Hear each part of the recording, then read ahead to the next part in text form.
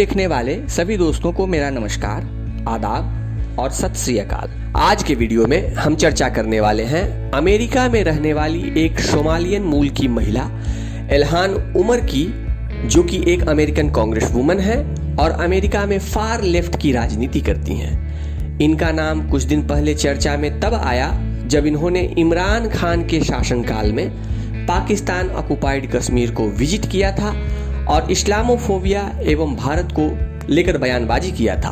आज उस विजिट के लगभग 4 महीनों के बाद इन्होंने फिर से अमेरिकी संसद में एक प्रस्ताव पेश किया है, जिसमें भारत को अपने यहाँ माइनॉरिटीज पर अत्याचार करने वाला बताकर एक स्पेशल वॉच ग्रुप, जिसे कंट्रीज फॉर स्पेशल कंसर्न कहा जाता है, में रखने की सिफारिश की है और भारत पर दबाव डालने को कहा गया है। इसी विषय पर भारत एवं पाकिस्तान के थिंक टैंक्स की प्रतिक्रिया को समावेशित करती यह वीडियो इसलिए भी महत्वपूर्ण है क्योंकि वीडियो के अंत में अमेरिकन विदेश मंत्री एंटनी ब्लिंकन का भारत पर लगभग सेम आरोप और भारतीय विदेश मंत्री एस जयशंकर का अमेरिका को उसी के भाषा में दिया गया करारा जवाब भी दिखाया गया है। आशा है कि आपको यह वीडियो काफी पसंद आएगा। अगर आप इस चैनल पर नए हैं तो इसे सब्सक्राइब कीजिए और वीडियो को लाइक तथा शेयर करना बिल्कुल भी ना भूलें।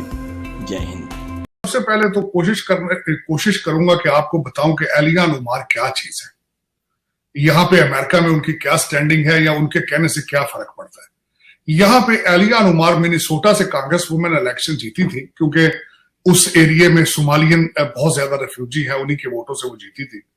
तो यहाँ पे ट्राइका बना था फार लेफ्ट, जो खवातीन फार लेफ्ट को रिप्रेजेंट करती हैं, उनमें इल्हान उमर है, रशीदा तालब हैं जो दूसरी लेबनीज या सीरियन है, और तीसरी एक कोर्टेस, एक न्यूयॉर्क से कांग्रेस वुमेन। इन तीनों के बारे में पहले भी यहाँ पे अजीब किस्म की जो खबरें निकलती हैं, इन फार लेफ्ट को ये रिप्रेजेंट करती हैं, सोशलिज्म को। इनकी कोई खास रिस्पेक्ट मौजूद नहीं है अमेरिका के पॉलिटिकल स्ट्रक्चर में, अगर देखी जाए। इनके कहने से ये पिछले दिनों हमारे किसी पाकिस्तानी बिजनेसमैन जो कि सपोर्ट करते हैं पॉलिटिकल स्ट्रक्चर, उनके कहने पे या उनकी रिक्वेस्ट पर ये पाकिस्तान भी गई, जाके खान साहब से भी मिली और बिलखसूस इन्होंने जाके वहां पे कहा कि Islamophobia we have a common goal. Imran Khan is standing against Islamophobia and she is at the same time.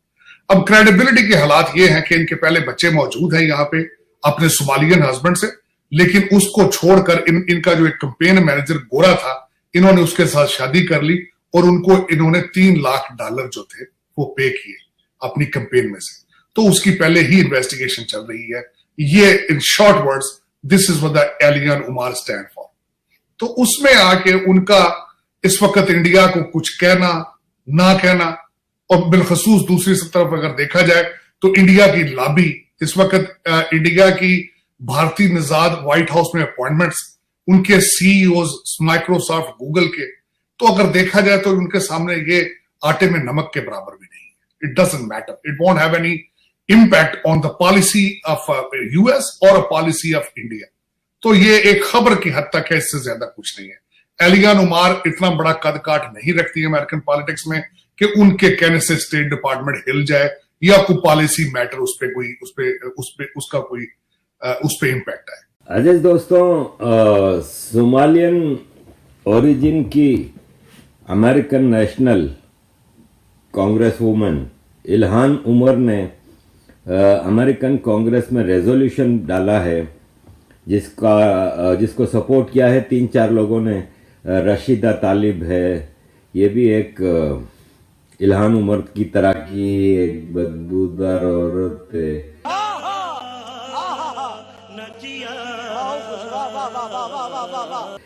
ये पहले इल्हान उमर अपने इस्लामिक एक्सट्रीमिज्म की बात करें फिर दूसरों पे बात करें, तो मैं पहले बताऊं कि इल्हान उमर ने रेजोल्यूशन पेश किया है कि अमेरिकी सरकार को चाहिए कि भारत को स्पेशल कैटेगरी की जो लिस्ट है ना कंट्रीज की, उसमें डाले जो स्पेशल कैटेगरी की कंट्रीज ऑफ कंसर्न, कि भारत में ह्यूमन राइट्स वायोलेशन बहुत हो रही हैं, रिलीजियस माइनॉरिटीज़ को बहुत तंग किया जा रहा है, वगैरह वगैरह।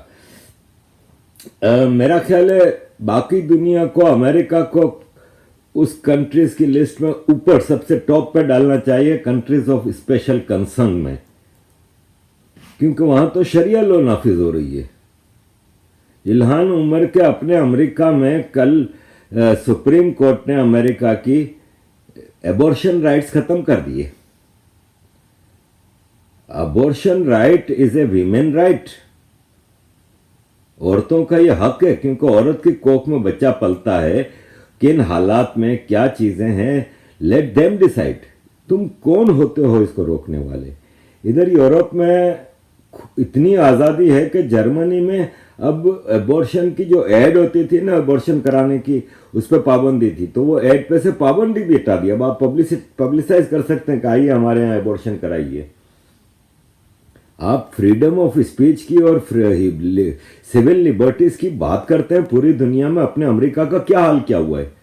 पहले जरा अपने ब्लैक पीपल हैं जो उनकी लाइफ को बेटर बनाए। इल्हान उमर को अगर चाहिए तो वो मुझे रिक्वेस्ट करेगी तो मैं 50 रिपोर्टें भेज दूंगा कि अमेरिका में हिस्पानिक ओरिजिन के लोग, अमेरिका के ओरिजिन जो जिनको रेड इंडियन कहा जाता है, उनके हालात, अमेरिका में ब्लैक पीपल के हालात के क्या क्या उनके साथ रेसिज्म होता है। अमेरिका के सारे प्रेसिडेंट्स, ट्रंप ने, बाइडेन ने, ओबामा ने, सब ने बार बार कहा है कि अमेरिका में व्हाइट सुपरमेसी बहुत बड़ी प्रॉब्लम है। पहले जरा अपने मुल्क के हालात तो देखो। तुम लोगों को तो सबसे टॉप पे रखना चाहिए। इल्हान उमर, तुम्हारे मुसलमान बंद हैं ग्वांतानामो बे में, इनह्यूमन कंडीशन में, चाहे टेररिस्ट है कुछ भी हैं। उनको टेररिस्ट भी तुम्हारी CIA ने बनाया था। तो जो टेररिस्ट को सजा दे रहे हो तो फिर उनको CIA को भी सजा दो, उनको खुली छूट। मिलियंस ऑफ लोग तुम लोगों ने मार दिए। बिठाओ तुम लोगों के प्रेसिडेंट बुश को, जिसके जहन में आज भी इराक घूमता है। 9/11 में कोई एक इराकी नहीं था, ना इराक की जमीन इस्तेमाल हुई थी, ना कोई इराक का ताल्लुक था। आपने इराक, लीबिया, सीरिया सब पे हमले कर दिए। सबसे पहले तो आपको पकड़ना चाहिए, कठघरे में खड़ा करना चाहिए आपको, अमेरिकन कांग्रेस को, अमेरिकन सेनेट को, अमेरिका के एक एक ऑफिशियल को। आप बात कर रही हो भारत की।